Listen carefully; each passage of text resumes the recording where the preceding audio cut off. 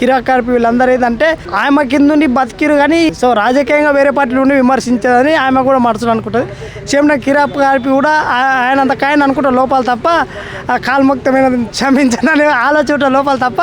రోజా అని అరెస్ట్ చేయబోతున్నారని చెప్పేసి కూడా నోటీసులు కూడా ఇచ్చారు మొన్న వార్త అవుతుందని చెప్తారు. ఈ చిల్లర రాజకీయాలు అన్న ఒక మహిళయో ఎప్పుడైనా ఒకటి గుర్తుపెట్టుకోవాలి, ఒక మహిళ పైన కావచ్చు ఆక్రోష్ ఎందుకు ఆమె ధైర్యంతో మాట్లాడుతూ అంత మేరకు మీరు కక్షపూరితం కట్టకూడదు. ఏదన్నా ఉంటే లీగల్గా చేసుకోవాలి కానీ ఎంతసేపు మాట్లాడిన వాళ్ళు మేము కేసులు పెడతామని ఉంటే ఇక తర్వాత వాళ్ళు వచ్చి మేము కూడా ఇదే పని చేస్తారు. ఇక ప్రభుత్వ పరిపాలన ఉండదు, ఇక అరెస్ట్ చేసే పద్ధతి ఉంటుంది.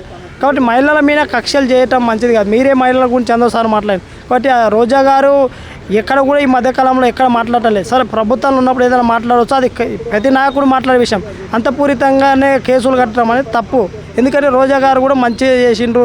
ఆమె చాలామంది విమర్శిస్తారు రోజు అంటే ఇది అది అంటారు కానీ ఒక మహిళ ఆ స్థాయికి ఎదిగి మంత్రిగా కొనసాగడం అంటే గ్రేట్ఫులే ఆమె. కాబట్టి ఎవరో చిల్లర మాట్లాడతారు. ఎందుకంటే రోజా కూడా తిట్టింది, బూతులు తిట్టింది, లొకేషన్ అన్నది, పవన్ కళ్యాణ్ అని చెప్పి చాలా మంది మాట్లాడతారు. మరి చెప్తారు అంటే ఆ సందర్భంలో వాళ్ళు అన్నారు వీళ్ళు అన్నారు అనుకునేది అంతే. ఇప్పుడు ఒక్కరు అనలేరు కదా, ఇటుకెళ్ళి వీళ్ళు అన్నారు తర్వాత వాళ్ళు కూడా అన్నారు. సో అది అయిపోయిన కథ. కాకపోతే ఇక్కడికి వెళ్ళి అయితే రోజని విపరీతమైన ట్రోల్ చేశారు. ఒక మహిళను ఎప్పుడు అట్లా అయ్యారు. వీళ్ళు ఏంటంటే అసలు చెప్పరు బజార్ కొన్ని మాట్లాడినట్టు మాట్లాడారు. సో అట్లా మహిళను ఎప్పుడు అనరు. ఒక మాజీ మంత్రిగా పనిచేసే వ్యక్తిని అట్లా అనటం తప్పు. పాలసీగా తిట్టు, రోజా అని తిట్టవచ్చు, ఇంకేదని తిట్టవచ్చు, కానీ ఘోరాన్ని ట్రోల్ చేస్తారు కొంతమంది. సో అది దుర్మార్గంగా చిత్రీకరించిన పడుతుంది. ఎందుకంటే మీరు మనసులో అయితే ఎవరు మరి విమర్శించవచ్చు, కానీ ఘోరంగా ట్రోల్ చేయటం అనేది తప్పు. ఒక మహిళ ఇంక చెయ్యారు. ఇప్పుడు ఇప్పుడు రోజా మళ్ళీ వాళ్ళు అధికారంలోకి వచ్చినా కూడా రోజా కూడా ఇట్లాంటి కక్షపూరితమైన పనులు చేయదు. మనం గత ప్రభుత్వంలో ఉన్నప్పుడు కూడా ఎప్పుడు చేయలేదు.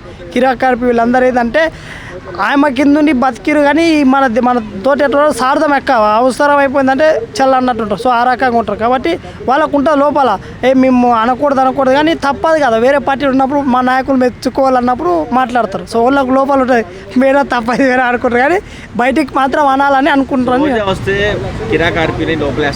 నాకు తెలిసి ఆమె మంచి మనిషి క్షమించి వదిలేస్తుంది, అట్లాంటి పనులు చేయదని నేను అనుకుంటాను. ఎందుకంటే నేనే పెంచి పోషించినట్టు చేసిన, మంచి భవిష్యత్తు ఇచ్చిన అటోళ్ళకి ఎందుకు చేస్తా అనుకుంటుంది. సో రాజకీయంగా వేరే పార్టీలు ఉండి విమర్శించదని ఆమె కూడా మరచడం అనుకుంటుంది.